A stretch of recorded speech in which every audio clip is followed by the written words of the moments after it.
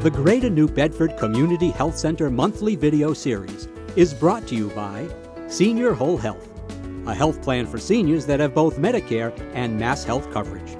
Online at seniorwholehealth.com.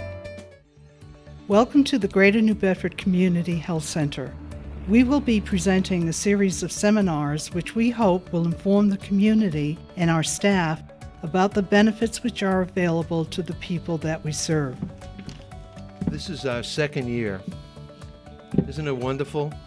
I've learned a lot. We've all learned a lot, and we have our geriatrics area is functioning very well, thanks to all of you. And I meet a lot of people in the city, and I'll tell you the program that sticks out to me. There's a lot of good programs, excellent programs, but the Shine program really was enlightening. In fact, Cruz, we have gotten people to become Shine counselors here. Nina?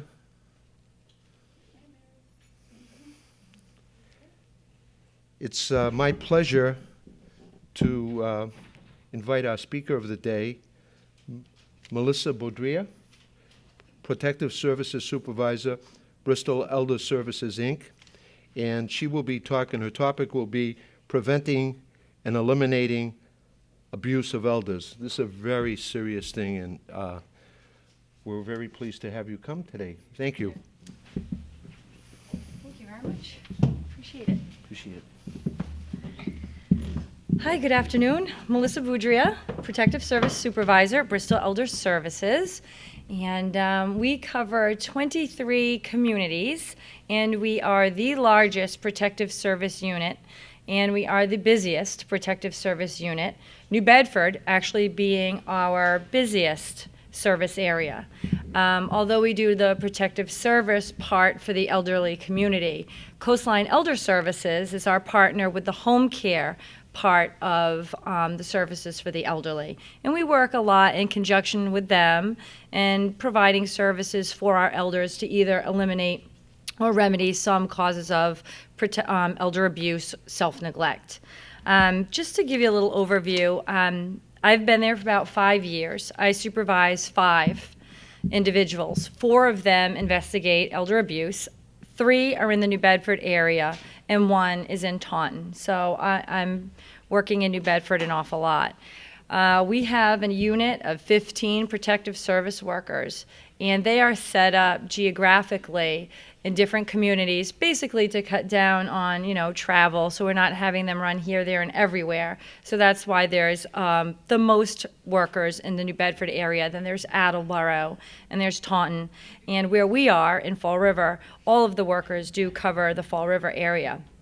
So I don't know if any of you have ever been involved with Bristol Elder Services for protective service, but definitely we're seeing an increase in all aspects of our investigations. And a little bit about the law. July 1st in 1983, the Elder Abuse Report was enacted, and this established legal reporting requirements for elders. Depending on what you do as a profession and how you're licensed, you may or may not be a mandated reporter. And there are certainly different legalities for you folks in reporting elder abuse. And one thing that needs to be mentioned is you don't have to absolutely know if there's abuse. Just if you have an inkling or an idea that someone's at risk or something's going on, you are mandated to report that. And a lot of times I tell people, if you're not sure, just call, ask to speak to one of the supervisors, and we can certainly help you out if you're unsure. There's different types of abuse and self-neglect. In 1990, the law was expanded to include financial exploitation, and certainly in these times of a recession and financial hardship, we are seeing those types of cases increase, as well as, people losing their homes, not able to afford their rent, compounding some issues for them. Self-neglect was added in 2004. It used to be called elder at risk, but it's now self-neglect, and they constitute probably about 50% of our cases. And the goal of our protective service unit is to prevent, remedy, or eliminate the effects of abuse or self-neglect on an elder. In achieving the goal, the law requires that the elder's right to self-determination be respected to the fullest extent possible, and the least restrictive alternatives be used to meet the elder's needs.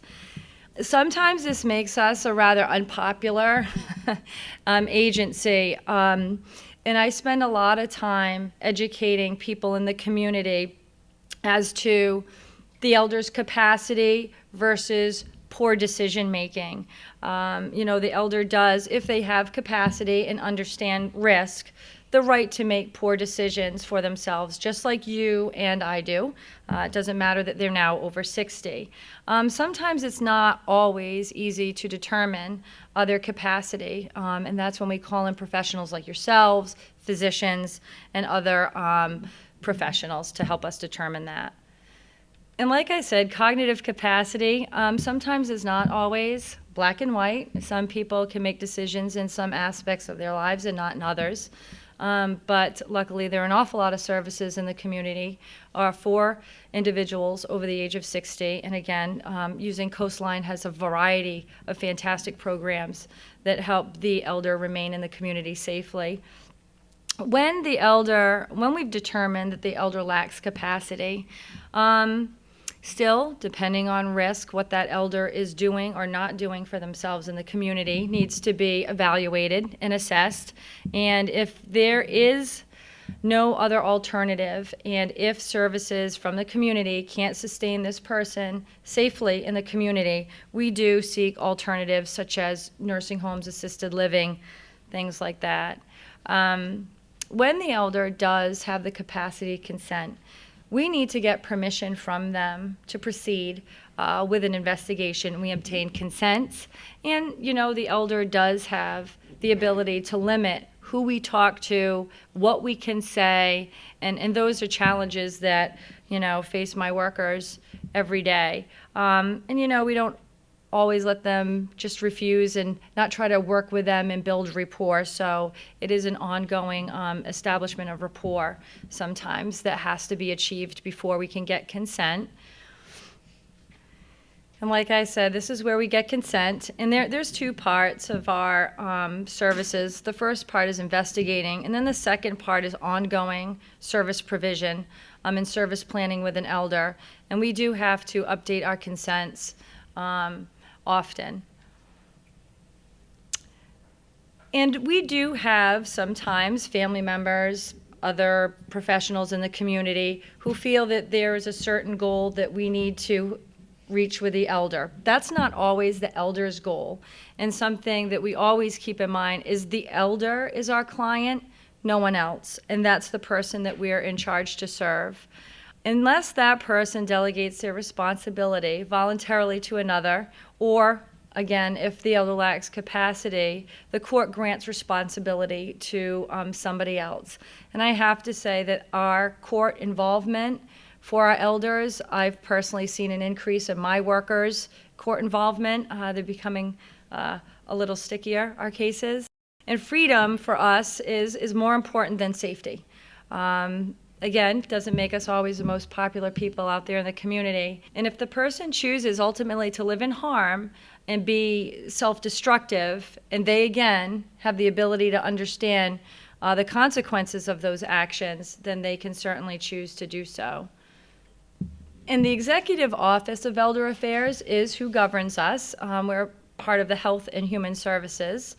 15 communities we cover: Greater Attleboro, Fall River, Taunton. And again, we took on in 2004 the role of protective services in the Greater New Bedford area. But again, we still work with Coastline. The definition of abuse, the act or omission which results in serious physical harm or emotional harm to an elderly person, financial exploitation, also the failure or inability or resistance of an elderly person to provide for him or herself. That's more like self-neglect. One of the things with the definition of abuse is the definition of caregiver. There's a lot of people caring for elderly, but how often and when and what they're providing always needs to be considered. Physical abuse, something that folks don't often think about with physical abuse, is obviously the most common is when someone has an injury, they've been hit, physically struck. The other way we screen something in, or we would investigate physical abuse, is if they're being threatened with physical harm.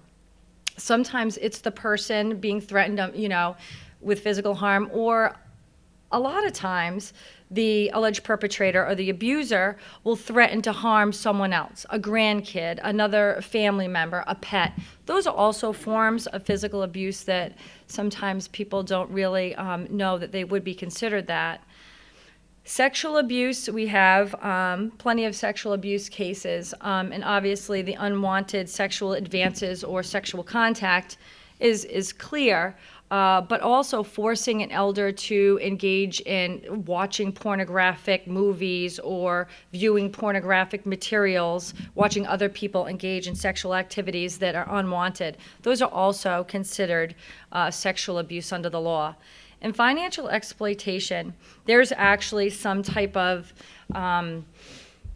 equation as to what would be considered financial exploitation. But if you're out there in the community working with a lot of the elders, any amount of income that's stolen, taken from an elder is pretty much going to affect them negatively because they are on a fixed income. So I haven't really seen too many cases where there's been exploitation that hasn't really impacted the elder in a significant way.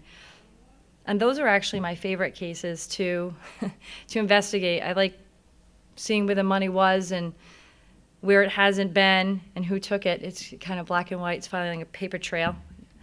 Physical abuse, we've had plenty of cases of physical abuse.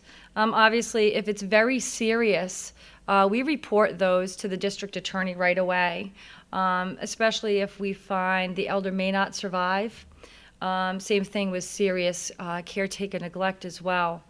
In that statement, Protective Service Agency has reasonable cause to believe. We're not the police. We don't need to absolutely have 100% proof. We need 51%, which is reasonable cause. How it will be prosecuted under the law, what the DA or the police will do with that, they have their own determination and internal rules about how they proceed and in which cases they would proceed. We also do have some physical abuse cases where I've had couples that, whichever the spouse says, I'm going to hit you, I'm going to hurt you, but that person is confined to a bed or is bedbound. So you really have to, do they have the physical ability to carry out that threat? We do look at that. And a lot of the times, the physical abuse cases that are screened in, there's also an emotional component with that as well.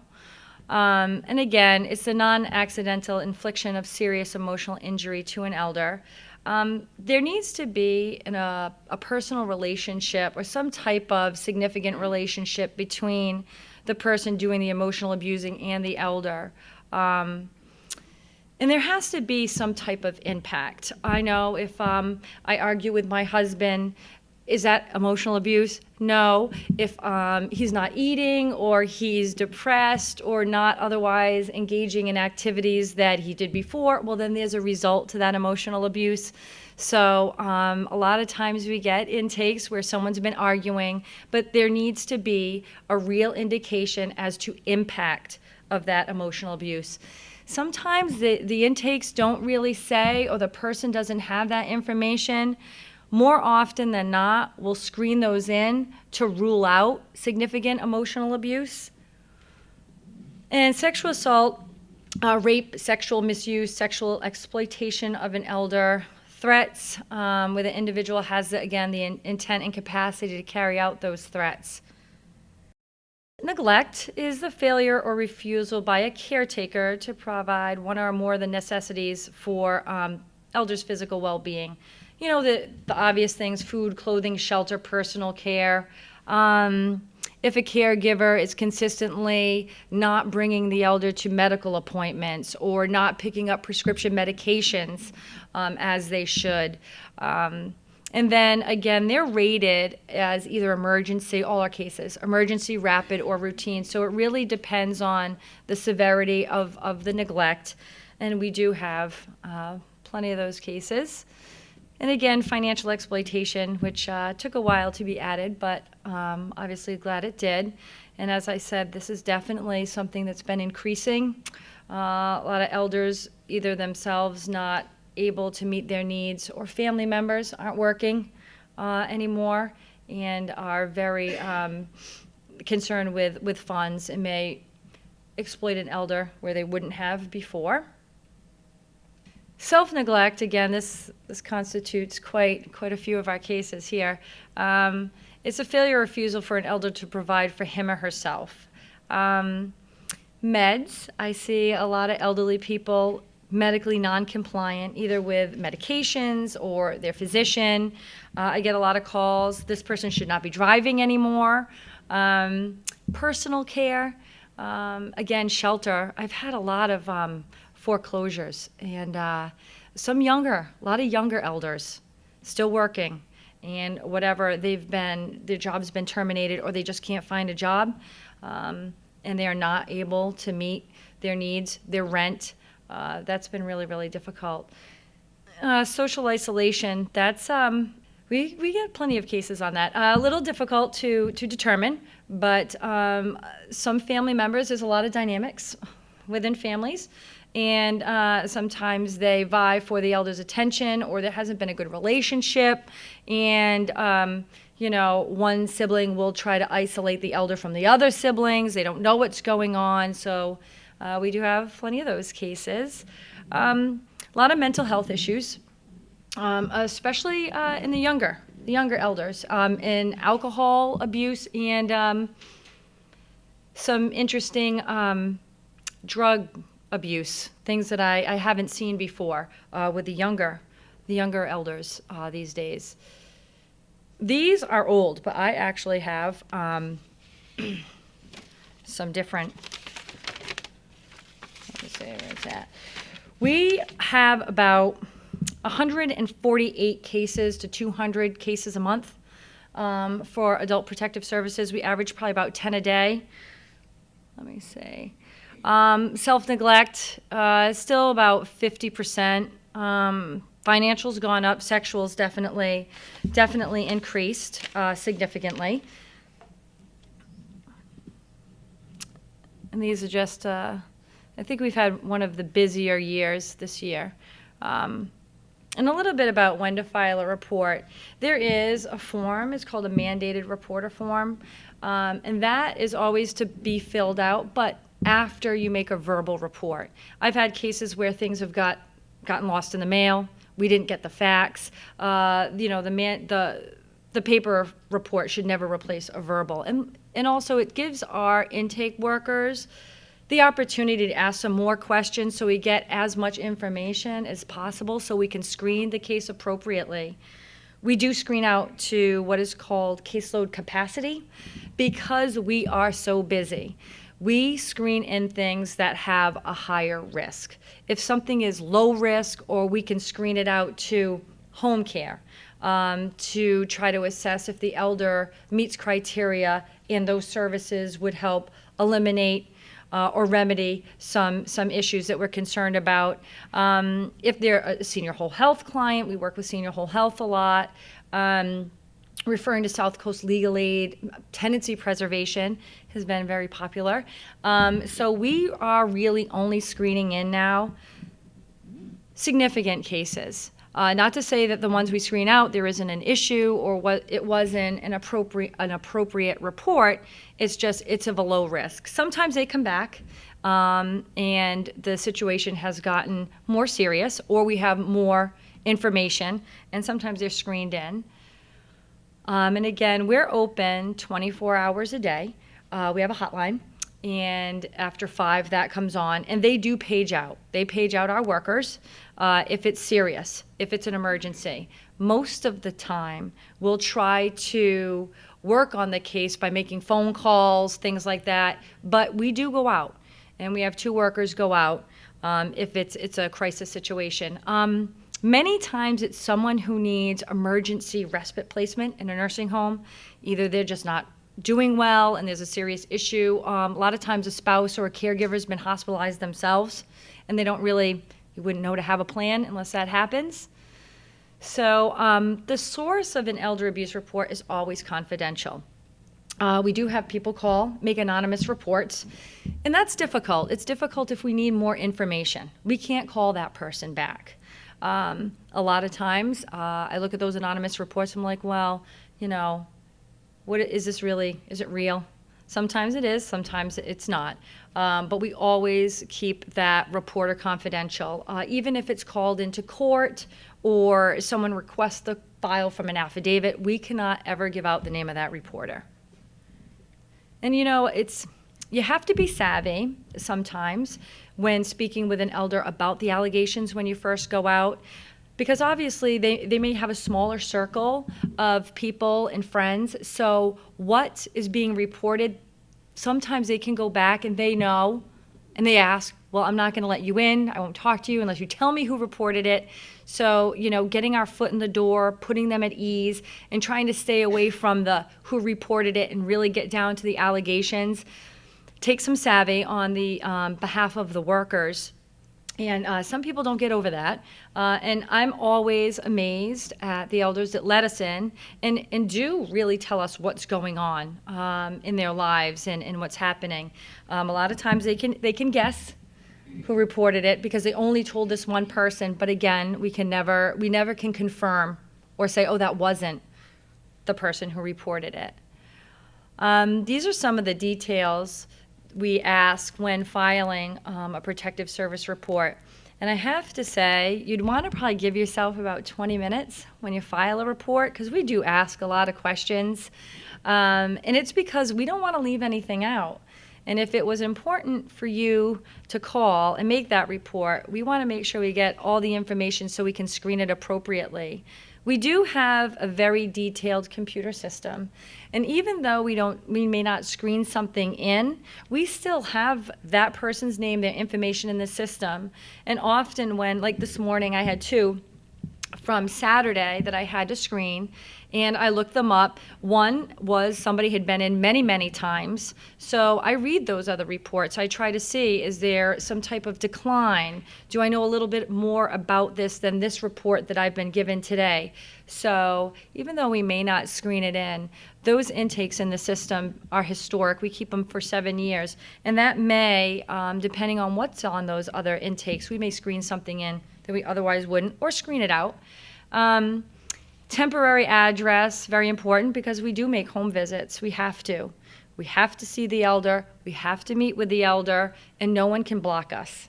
There's been plenty of times when we've had to call the police to get in the door, and we like to speak to, and we typically ask to speak to the elder alone. And obviously, they're trained workers. They know if the elder wants somebody else there or someone's there. Are they being intimidated? Look at their body language and some maybe nonverbal signs that they might not be telling us everything because they're intimidated. There has been some situations where the actual situation was very dangerous, and we will send 2 workers in if necessary. The New Bedford Police, they have an elder abuse officer, so you're very, very lucky. Acushnet, Fairhaven as well. Not all communities are that lucky, and it does make a big difference. So a few mandated reporters, physicians, and just because they're mandated doesn't mean they always report. But most of them are fairly educated in reporting and how to report. We had one from a local police department who faxed in a mandated reporter form. And the new thing is banks. It takes them an awful long time to report something. They're not mandated, although EOEA does have a project with educating banks, because they do know their elders, especially if they've been doing banking in the same community, same bank for a long time. Those tellers can tell if their client's declining, especially if they've had some interesting banking practices, which isn't historically what this elder was doing. But internally, it takes them a long time to report, and sometimes you miss a window of opportunity. So the same goes for any mandated reporter. Sometimes if you don't report right away, we miss a window of opportunity. like I said, after verbally making a report, that mandated reporter form needs to follow up. You need to send that, and you can do it either by mail, you can fax it. We get faxes every day. And again, the mandated reporter form should never replace the verbal report. 72% of reports received are filed by mandated reporters. And again, if you have reasonable cause to believe, you don't need 100% proof. You can always call and talk to one of the supervisors. There's always a supervisor on, including my director, Jen Dias-Resendiz. And a little bit about once a report's been filed. It goes to a screener. Her name is Helen. We have one screener. She's very busy. And she looks at the report. She'll do a search to see if this person has ever been in before. There's very specific criteria from the Executive Office of Elder Affairs as to what we will screen in. And she will determine whether it meets that criteria. If the concerns are significant risk, because we may screen that out, for low risk matrix, and then she'll assign a worker. So it's depending on the risk and the scenario. It could be an emergency, which means we need to go out and see that elder within 24 hours. We need to rectify the urgent situation in 5 hours. Rapid, 72 hours, and routine is 5 days. This is basically the eligibility, 60 years of age or older. I've had a few that were 59. They're going to be turning 60 in a couple months. We'd probably screen that in, specifically if there's a big concern or it's very risky. Lives in our area, Bristol or coastline. Lives in a community setting, private home, elder housing, assisted living. A lot of people get confused about that. Assisted living is basically an apartment. It's really not a facility. Again, that caregiver relationship, there has to have an ongoing relationship. There are a couple scenarios where I've been involved where it's been a PCA worker. That's really not, a relationship, a personal relationship. But if it's a PCA worker who goes above and beyond, has had this elder for a long time, and appears that it's more than a PCA relationship, same goes with other professionals, we may be inclined to screen that in to look at it. Husbands and wives, because they live together, they're husbands and wives, personal relationship. So again, that relationship, we look at it. I had an elderly gentleman who got into a scuffle at a McDonald's with another elderly gentleman over a seat. That was not protective service. I referred that to the police, but like a one-time assault by unknown assailants. There's been in the paper I've seen where elders have been victims of financial exploitation. Someone's grabbed their wallet, stolen their purse. I'm always amazed that they actually try to track these people, the elder themselves, try to chase this person down. Those wouldn't be something we would screen in. Residents in a nursing facility by staff, that's Department of Public Health. Assisted living, again, is us. When someone is in a nursing home short term, depending on what's going on, financial exploitation, emotional abuse, we'd screen that in. They're not long term, they're short term. But folks that have been in the facility for a while, definitely long term, we would screen out. Unless that AP or caregiver took the person out and assaulted them, we would be inclined to look at that. But we do refer a lot to the Department of Public Health. And we also have an ombudsman at Bristol Elder Services that looks into concerns people may have if the elder is a long-term care resident. The investigation, we have 30 days. Sometimes that's extended, but typically it's 30 days that we need to figure out what's going on and if self-neglect or abuse exists. It's very fast-paced and very intense in those 30 days. We have a lot of people to contact to try to determine what's going on, specifically if we're questioning someone's capacity. A lot of physicians are like, well, I don't know, maybe, maybe not. Do I need to get somebody else out there to determine that? That can hold us up a little bit. Financial cases, Getting the documentation from a bank, that can hold us up a little bit. There's always outliers to those, but typically it's 30 days. And again, we have to get consent from that elder as to who to talk to. And they can change their mind at any time. They can say, yes, I told you you could talk to my husband, now you can't. Or they can limit what we can ask. That does happen, makes the investigation a little more difficult. And we always are informing them of what we found and going back out. Typically, the minimum is 2 home visits during this investigation period. But again, a lot of times we're out there a lot more, depending on the severity of the case.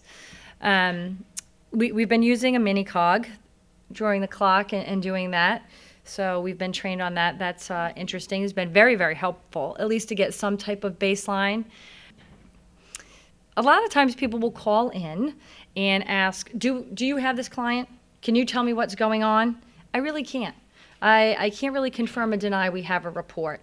If it's the reporter who actually filed the report and the elder's given me consent, well, then I can certainly tell that person what's going on with the case. But often I get phone calls and I'm like, I can't tell you. But certainly the elder has the right to tell people if they want to. And the elder, again, has a right to refuse. I had one this morning, a hoarding situation. The elder says, no hoarding here. Definitely has capacity, but refused a home visit today. Will allow us to call next week. That's what we're going to do. Capacity consent. Like I said, this is kind of precarious. Some people are on the line. And I'm always working with my elders. Okay, so they don't know the president. They don't know what they ate this morning. Are they wandering? Are they smoking? Is the house a fire hazard? Are they losing weight? What are they doing or not doing to cause significant risk? These are cases that sometimes you can see the train coming, but you can't stop the wreck. But we keep an eye on them. If they have home care services, a VNA, and I have eyes and ears in there, I feel a lot better. And these are cases we typically would hold on to and build rapport and maybe try to get some professionals in there to help us out. Having an elder's competency evaluated, unless they have a physician and they go to that physician or see a neurologist, it's very difficult if the elder refuses. Forcing someone to go to an evaluation is very, very difficult. And again, if it's significant risk, we may go seek an order from the court to force them or force their caregivers to do it. I'm working with a physician out of Worcester right now that's going to go to a client's house to have an evaluation. And that's been court ordered. But again, the risk is pretty significant for that person. If the elder's found to be incompetent, service plan does continue. But again, it's always the least restrictive. The last thing that we want to do at Bristol Elder Services is have an elder go to an institution, a nursing home. We really try to preserve the elder in the community with services as long as it's safe to do so. A little bit of service planning. Like I said, we work with South Coast Legal Aid quite a bit. Counseling, CCBC, we work with them an awful lot. Protective orders, significant, and sometimes we're in front of the judge and the judge is like, sorry, no. Doesn't happen too often, but I've been part of that. Guardianship and conservatorship. When the elder cannot make decisions for themselves, we do petition for guardianship. I need a physician to sign off on a medical certificate. That sometimes is not easy to get. If there's a family member or someone that's known the elder that can take over the guardianship, that would be the best scenario. Many times they don't have anyone, and there isn't a pool of people in the community that are willing to be a guardian or a conservator for an elder. Sometimes attorneys will do that. Most often, I'm looking at Family Services Association of Fall River to become the guardian or conservator. And with the new laws with guardianship, you can have a limited guardianship. I'm going for that. I've never done that before. That's very interesting.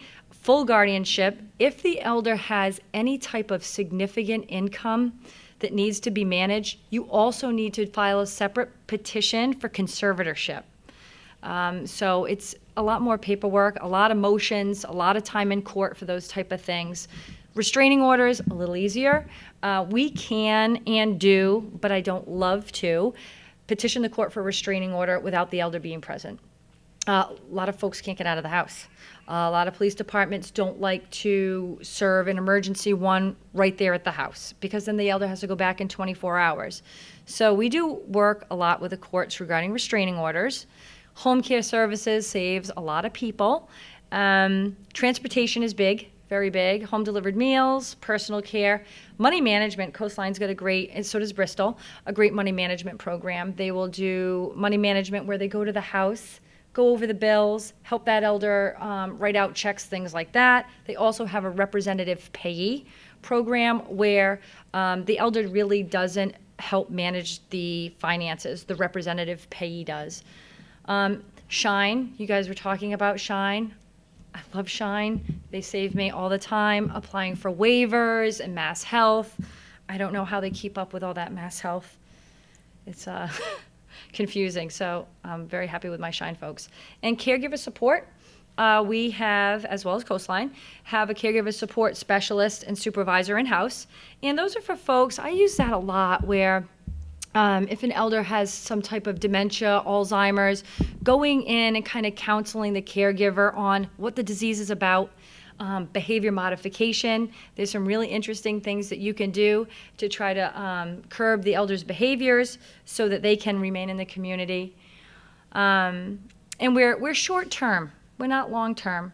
If we have a case open for a year, that's an outlier.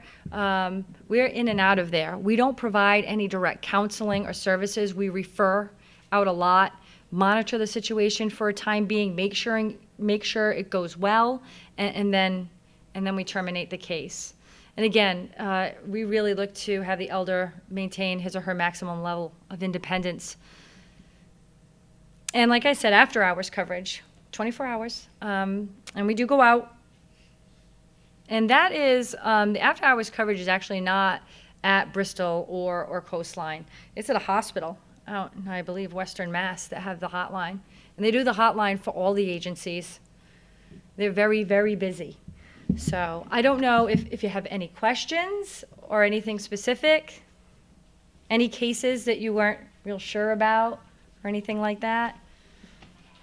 When you do the screening and you make a determination, Yep. and you contact the mandated reporter and you say words to the effect, we've screened and we found, like, no problems or whatever the case is.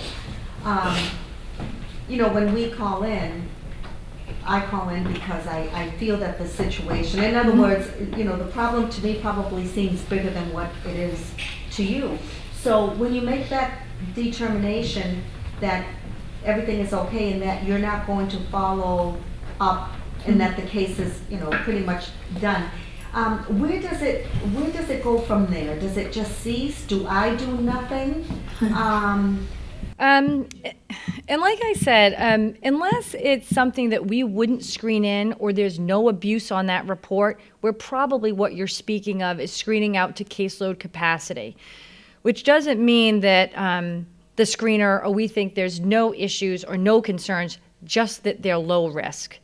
And typically we would call the mandated reporter back, explain why exactly it's been being screened out. If we're referring it to caregiver support, home care, with our caregiver support and home care, we may hold on to that intake, see when they're going to go out, and see what happens. Because if the elder refuses, or say the alleged perpetrator refuses, we may hold on to that intake and screen it in if something like that happens. But if it's just a screen out to caseload capacity, we call you and we do not investigate it. But what you do on your end, I don't know if, what your capacity is, if you make home visits or keep kind of monitoring the situation, or if you're in contact with family members or providers that are aware of the elder. And anytime you think it needs to be re-reported, especially if you're a mandated reporter, just because we screened it out before, report it. Okay. Yeah, let us be the decision makers whether we screen it out or not. Okay. Speaking of, just to follow up with that, if you're re-reporting, is the file with a particular caseworker, and if it is re-reported to a different caseworker, do you have everything internal into the computer, or is it, how is it that you're identifying a duplicate maybe a year later? Maybe you don't identify that there's a need for it today, Right. but down the road the person has a higher need.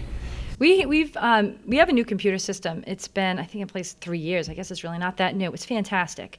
So when we get an intake on an elder, I can search by that person's last name, and I could see all the intakes that have come in, when, who reported it, what the concerns were, and I have the ability to link that intake with all of the others. And, you know, when we screen them in, it doesn't necessarily always go to the same worker. It depends. Sometimes if I've had, I screened one to my worker, Ashley, the other day, and she has had this person before, a year and a half ago. And in the intake, there was a question of this person's decline. This worker would be most appropriate because she'd be able to see if there was a decline. So I screened it to her. But really, depending on where the elder is, what community, it's whoever is up next. Unless there's, you know, something like that, or if it's a sexual abuse situation, you know, I wouldn't probably be sending one of our male workers out, you know, things like that. But I can definitely see if it was reported before. We read them. We look at all that information. Yep. Yeah. I'm a member of SAFE, so could you just explain what that is? To the SAFE people here? Coalition? Because we are looking for new members. Yep. The SAFE Coalition is attended, and it's a group of individuals that work in the community with elders, Coastline, Bristol Elder Services, there's local law enforcement, VNAs, Council on Agings, that are all involved. And they provide education and outreach to the community regarding protective services for elders. They've come up with some fantastic sheets about when to report, what's elder abuse, where to call, what agencies are out there, and they provide education. They've had a couple trainings at the office and provided CEUs. They work with the court system in the New Bedford area. I believe they have a heart team where if there's cases within the court system with serious domestic violence, and it can be a spouse, a family member, they will flag those cases, and they'll review them and let the appropriate agencies know when to intervene. And they are looking for new members. I believe they meet once a month at Bristol. First Thursday of every month at 3 o'clock Yep. at Bristol. Yeah. It's a good group of people. They definitely are out there in the community seeing what's going on with the members, and they provide a variety of educational programs and definitely educate the community so that our elders are safer. During your presentation, you mentioned something about a 5-hour window. When a case is screened in as an emergency, we have 24 hours to go out, see the elder, make a determination as to what's going on. But whatever the reason it was screened in as an emergency, we have 5 hours to rectify that situation. Like if the elder's out of very serious meds, insulin being one of the most serious ones out there, we'd need to get them that medicine. We need to rectify that. Or if they're wandering and they need placement or 24-hour supervision right away, we'd either be putting them in a hospital or a nursing home. We'd have to rectify those serious situations within 5 hours. Yeah, I'm basically handing the worker the intake and they're running out the door at the same time. Anybody else? When you talk about neglect in family members, personal care attendants, does the family member need to be formally recognized as the care attendant for that elder? No. I mean, when can it, I mean, I think we all know of people or have heard of cases where there's an elder living alone, very frail, declining, and they have family members, but they just choose to neglect that elder. They don't check on them, they don't bring them meals, they don't make sure their meds are filled, and sometimes they're relying on the generosity of others, neighbors, concerned friends. To me, that's neglect. Is it legally? Well, it depends. Her intentionally ignoring that elder? If the family member wasn't providing any care to begin with, they're just ignoring the elder, they don't have a good relationship, whatever, it's not neglect. It's when that person has been providing a service or some type of care to the elder, which otherwise the elder would be at risk if they pulled out, that's a caregiver. And you've got some scenarios where a neighbor who, very kind, decides, I'm going to help this elderly person with meds and PC, and then all of a sudden stops doing that. That neighbor is considered a caregiver because of what they were doing for the elder, not necessarily what they weren't doing. And can be charged with neglect? Yeah, we wouldn't go in there and say, we treat that a little bit different. I mean, I would say that's tricky. Yeah, sometimes, but I do. You're not being paid to take care of that elder. I mean, that must get tricky. Yeah, well, that's when we look to put in, other services. Sometimes the elderly community, they don't know that home care exists. They don't know there's a VNA or there's adult day health. A lot of times it's just educating the family or the elder as to what services are out there. But I do have plenty of cases. I have an elderly woman now who has 5 kids. Those kids haven't seen her in like 5 years. They know she's declining. They know she needs a nursing home. They don't care. They're not considered caregivers. They've never provided any care to her. But if they were at one point and then stopped, because of family discord, and they stopped, then that's something that could be considered neglect. Yep, if it left the elder at risk. What kind of charges are placed upon someone like that? Well, I'm sure you've heard in the news, there's been some very serious ones recently. So depending on the severity of the neglect, massive bed sores, someone having bed sores to the point where they're septic, that's very serious. That goes to the DA. And then the DA decides whether or not they're going to prosecute. Wandering, knowing that that person is demented or if there's a history where they wandered before and they've been told that there's supervision needed and they wander again, even though there's no injury, that's something we would refer to the DA. It really depends on the severity. And the workers, when they go in there, explain very plainly that as a caregiver, we see this going on, and if anything does happen, they are legally responsible, and depending on the outcome, you could be referring that to the DA and you could be prosecuted. There's plenty of times we are explaining to caregivers that scenario. And there's jail time. I think there's a couple still sitting in jail waiting for trial. But again, it has to be severe. And I just wish there were more strict laws and, there'd be more punishment. Sometimes just the fear of being prosecuted and having us involved is enough. But there always could be more, I think. Does that become a part of, like if someone is charged? Oh, There's a report is made against them that's not reported or documented anywhere. No, not unless there's been formal charges through the police or the DA, right? But again, if I have a case where I look it up and I'm like, oh, these people were told a long time ago that they needed to provide 24-hour care, and now I'm looking at another intake where this person wandered, I'm going to go in there with a different attitude. It's going to be very different.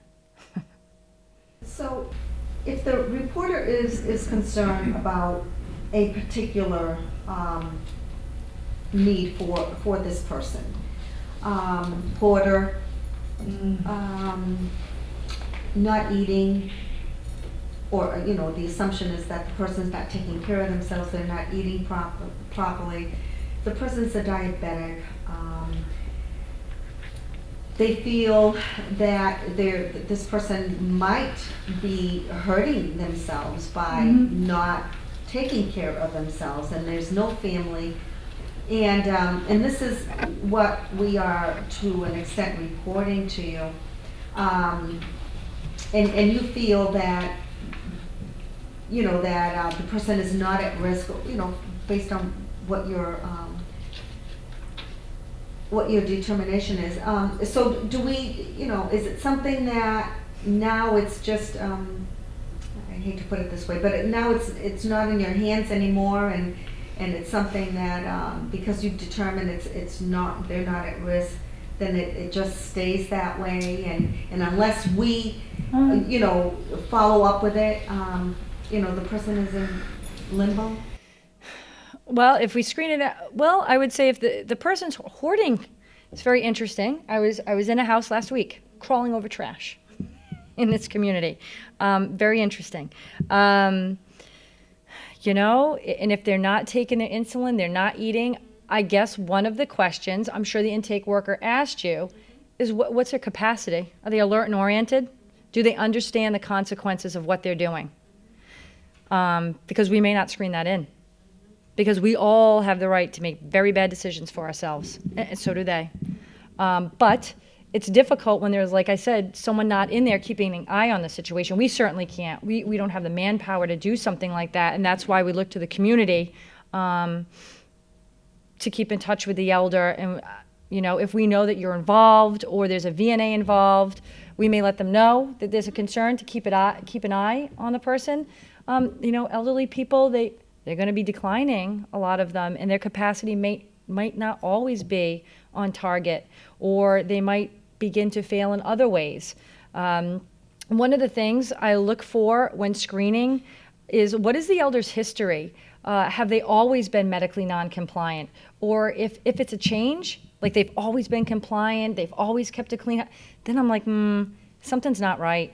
There seems to be a change, and I'll send someone out. But if it's something that's always been going on and there's nothing new, it's kind of the same old, we'll probably screen it out. But those cases where there's no one involved, that's difficult. But no, we're not watching it. And if there's no one else watching it, those are difficult. Yeah.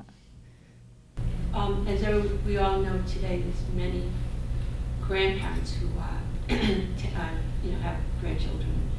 And there are lots of young teenagers who severely abuse their grandparents. Mm-hmm. And they're in the DSSs, whatever they call it now, in there till they're 18. Would there be any criminal things brought against them? Yeah. If they're of age to be charged, absolutely. And I've had plenty of those cases. I've had some young kids, grandparents taking care of them, and they're just trying their best, and ill-equipped emotionally, financially, some of them physically, to care for these grandkids who have a multitude of issues.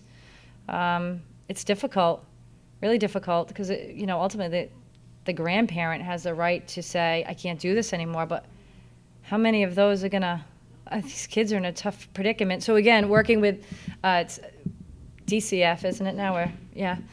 Try to work with them and getting services in there, services for the elder, counseling, things like that.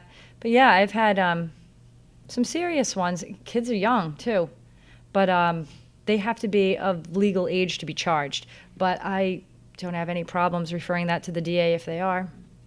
Interviewing them can be, if there's any other agencies involved, it can be difficult to interview a child regarding abuse. Yes. What's the legal age? Somebody 13 that kills somebody else. It depends on it depends on the crime. Depends on the crime. Yeah, absolutely. I mean, if ultimately a teenager physically harmed an elder where there was significant injury and death impending, I'd refer that to the DA. They have a whole different set of rules and regulations of what I'd probably stand down in my investigation and let them do their thing, make that determination. But I would absolutely call the DA. And a lot of times we get these reports and we're like, we need them to intervene right now. And we call them. They're on speed dial and they go out. And they may look into it and say, okay, you folks need to stand down with your investigation. We're going to take this one. That's happened on occasion, yeah. And there's a program for grandparents raising grandkids, right? Right, okay. Yeah, good. Good. I told you had questions. It always just takes one person to ask, that's all. Anything Well, else? you did a great job. Oh, explaining yeah. it. It was Thank you. great. Thank you. You know, every day is a challenge. It's always new. It's something. I go into work, and with the blink of an eye, I'm out. It goes by that fast. Yeah. Yep. I appreciate it. Thank you. I want to thank Melissa. Very informative program. It's so sad that there's any abuse whatsoever, but certainly when we have, in certain areas like for our elderly, I mean, this is very, very informative, and quite sad that this goes on. But God bless you on the good work that you do, and thank you for coming today. Appreciate it. Thank you.